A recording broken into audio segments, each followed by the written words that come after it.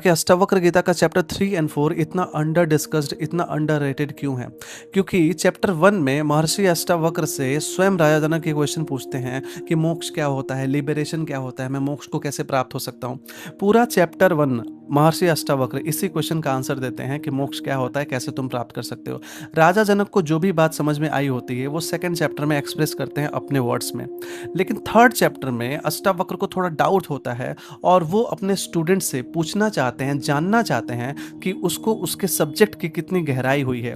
इसलिए वो कुछ क्रॉस क्वेश्चन करते हैं और वो बहुत टॉन्टिंग टोन में करते हैं कि अच्छा, अगर तुम्हें मुक्ति प्राप्त हो गई है तो इस क्वेश्चन का आंसर दो, उस क्वेश्चन का आंसर दो। जब मैं आपसे एक एक करके कुछ 3-4 क्वेश्चंस मैं आपसे डिस्कस करूंगा, अभी आपसे जब मैं वो क्वेश्चन डिस्कस करूंगा तो आप देखना कि ये सारे क्वेश्चंस उतने ही रिलेवेंट है हमारी लाइफ में जितना कि भगवत गीता में अर्जुन द्वारा पूछा गया क्वेश्चन है। जो सबसे पहला क्वेश्चन राजा जनक से पूछा गया है अष्टावक्र के द्वारा, वो ये है कि if you know the self why do you still want wealth. अगर तुम्हें आत्मा की प्राप्ति हो गई है, अगर तुम्हें आत्मज्ञान की प्राप्ति हो गई है, तो अब तुम धन के पीछे क्यों भाग रहे हो? और ये जो सवाल है ना, ये केवल अष्टावक्र जनक से नहीं पूछ रहे हैं, ये सवाल समाज में हर इंसान उस इंसान से पूछता है जो कि आध्यात्मिक पथ पे भी है और पैसे कमाने की भी चेष्टा कर रहा है। उन्हें लगता है कि अगर आप आध्यात्मिक बन रहे हो तो आपको पैसे के पीछे नहीं भागना चाहिए। अगर आप आध्यात्मिक बन रहे हो तो पैसा और जो भी इस तरह की चीज़ें हैं वो सब मोह माया हो गई। लेकिन यहाँ पे जो अष्टावक्र गीता में जो जनक ने जो आंसर दिया है ना, वो आपको सुनना चाहिए। उन्होंने आंसर दिया है कि मैं इंजॉयमेंट को रिजेक्ट नहीं कर रहा हूँ, मैं इंजॉयमेंट पे मेरी जो डिपेंडेंसी है उसको मैं रिजेक्ट कर रहा हूँ। हमारे साथ प्रॉब्लम ये है कि हम जो अपने अंदर प्लेजर फील करते हैं, इंजॉयमेंट फील करते हैं, जॉय फील करते हैं, उसका जो रूट कॉज है ना, उसका जो बेस है ना, वो पैसा होता है, वो मटेरियलिस्टिक चीज़ें होती हैं। लेकिन राजा जनक यहाँ पे कहते हैं कि मेरे इंजॉयमेंट का, मेरे जॉयफुल मोड का ये रीज़न है ही नहीं कि मेरे पास पैसा हो, मेरे पास वेल्थ हो, मेरे पास बहुत सारी चीज़ें हों। तो इसलिए मुझे अगर वो चीज़ें मिलती भी हैं तो वो मुझ पे ना अच्छा इफेक्ट डालेंगी ना ही बुरा इफेक्ट डालेंगी। इसलिए पैसे के पीछे जाना, पैसे कमाना मेरे लिए कोई मायने ही नहीं रखता है। जब तक आपका मूड सही करने के लिए आपको पैसे की ज़रूरत है ना, तब तक वो पैसा आपका मूड खराब भी कर सकता है। लेकिन अगर आपका मूड अच्छा ही रहता है, तब वो जो पैसा आएगा ना आपके पास तो आपके मूड को और अच्छा ही करेगा। See the thing is that कि जो भी चीज़ें आपके अंदर होती है ना, पैसा उसको और बढ़ा सकता है। आपके अंदर अगर बहुत शांति है तो आपके पास पैसा आने से आप और ज़्यादा शांत हो सकते हैं। आपके अंदर अगर बहुत अशांति है तो पैसा आने से आप बहुत ज़्यादा अशांत भी हो सकते हैं। ऐसा नहीं हो सकता है कि अशांत मन से पैसा कमा के आप अपने मन को शांत कर सकते हैं, ऐसा बिल्कुल भी नहीं होने वाला। जो सेकंड क्वेश्चन महर्षि अष्टावक्र पूछते हैं राजा जनक से कि if the whole universe is within you, why are you still running after it. पूछते हैं कि जब सारा संसार तुम्हारे अंदर ही है, जब तुम ही सारा संसार हो, तो तुम संसार के पीछे क्यों भाग रहे हो? तुम्हें सिंहासन क्यों चाहिए? तुम्हें प्रजा क्यों चाहिए? तो इस पे राजा जनक का जो आंसर है वो आप सुनेंगे तो आप दंग रह जाएंगे। राजा जनक कहते हैं कि अगर ये सारा का सारा संसार ईश्वर ही है, अगर ये सारा का सारा संसार आत्मा ही है, मैं ही हूँ, तो मैं किसी के पीछे भाग कैसे सकता हूँ?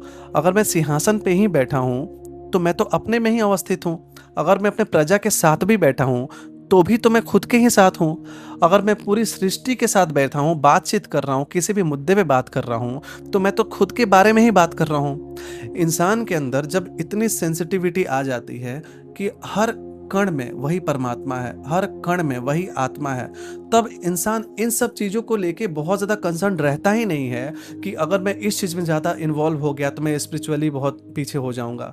ये जो स्पिरिचुअली बहुत अपरिपक्व लोग होते हैं ना, वही सोचते हैं कि अगर हम मेटेरियलिस्टिक वर्ल्ड में चीज़ों को करेंगे ना तो हमारे से हमारा जो अध्यात्म है वो छूट जाएगा।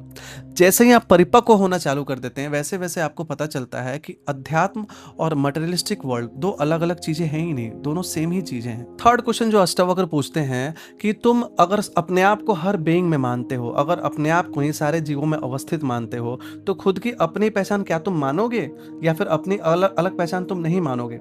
इस पे अष्टावक्र एक आंसर देते हैं कि खुद की अपनी पहचान बनाने की या फिर बनाए रखने की ज़रूरत तभी होती है जब हम कुछ पार्टिकुलर चीज़ों को आइदर चाह रहे होते हैं या फिर नहीं चाह रहे होते हैं। आइदर आपके अंदर डिज़ायर होगा और आपके अंदर एवर्शन होगा, या तो आपके अंदर इच्छा होगी या तो अनिच्छा होगी। मुझे ये चीज़ चाहिए ही चाहिए या फिर मुझे ये चीज़ बिल्कुल नहीं चाहिए अपनी लाइफ में। अगर ये दोनों चीज़ों में से कोई भी एक चीज़ है, तो हो सकता है कि आपके अंदर आपका मैं आपको उन सब चीज़ों से बाँध के रखे, जो कि आपको बाकी चीज़ों से, बाकी जीवों से कनेक्ट होने से आपको रोक रहे हैं। पता है मैं अपनी बातों को कितने अच्छे तरीके से कन्वे कर पा रहा हूँ, लेकिन कहने का मतलब ये है कि जब तक आपके अंदर कोई डिज़ायर होता है, कुछ पाने का या फिर कुछ छोड़ने का, तब तक आप अपने आप को सारे जीवों से कनेक्टेड नहीं समझ सकते हैं। राजा जनक का यही आंसर था उनको। अगला क्वेश्चन जो महर्षि अष्टावक्र पूछते हैं राजा जनक से कि अगर तुम फ्री बीइंग हो लेकिन उसके बाद भी तुम्हारे पास एक शरीर है, इमोशन है, थॉट है, डिजायर्स है, तो कैसे तुम उन सारी चीजों से पृथक रह सकते हो, दूर रह सकते हो? क्योंकि तुम्हें अगर दर्द होगा तो वो महसूस होगा ही, तुम्हें अगर कुछ बुरा लगेगा तो तुम्हारे अंदर इमोशंस जनरेट होंगे ही, क्रोध तो आएगा ही। तो इसका उपाय क्या है? इसके लिए राजा जनक आंसर देते हैं कि मैं अगर अपने आप को सदैव पृथक मानूं कि मैं ये शरीर नहीं हूँ, मैं ये इमोशंस नहीं हूँ, मैं ये थॉट्स नहीं हूँ, अगर मैं अपने आप को बार बार ये चीज़ याद दिलाता रहूँ कि जो भी प्लेजर इस बॉडी को मिल रहा है, एक्चुअली में इस बॉडी को मिल रहा है, मुझे नहीं मिल रहा है, मैं तो खड़े होकर बस देख रहा हूँ, जो भी थॉट्स आ रहे हैं इस माइंड में आ रहे हैं, इस इंस्ट्रूमेंट में आ रहे हैं, मैं तो इंस्ट्रूमेंट को कंट्रोल करने वाला हूँ, मैं तो इस इंस्ट्रूमेंट को जस्ट ऑब्जर्व करने वाला हूँ, नोटिस करने वाला हूँ। सारे जो इमोशंस हमारे अंदर जो राइज होते हैं ना, वो हमको ड्राइव करके तभी ले जा पाते हैं जब हमको ऑब्जर्व करना छोड़ देते हैं, जब अपना कंट्रोल हम उनके हाथों में दे चुके होते हैं। तो राजा जनक का यहाँ पे आंसर है कि अगर हम अवेयर हैं अपने हर बोलने वाली चीज़ के प्रति, अपने हर सोचने वाली चीज़ के प्रति, अपने हर इमोशन के प्रति, तो हम अपने पेन, प्लेजर, डिजायर में ड्राइव अवे नहीं हो पाएंगे। तो ये कुछ ऐसे क्वेश्चंस हैं जो कि अष्टावक्र ने जनक से तो पूछा, लेकिन ये केवल जनक से पूछे जाने वाली चीजें नहीं है, ये आप भी पूछते हैं खुद से, ये आप भी पूछते हैं उन सारे लोगों से जो कि स्पिरिचुअल पाथ पे हैं, जो कि अपने आप को कुछ बेटर वेलबींग चाहते हैं।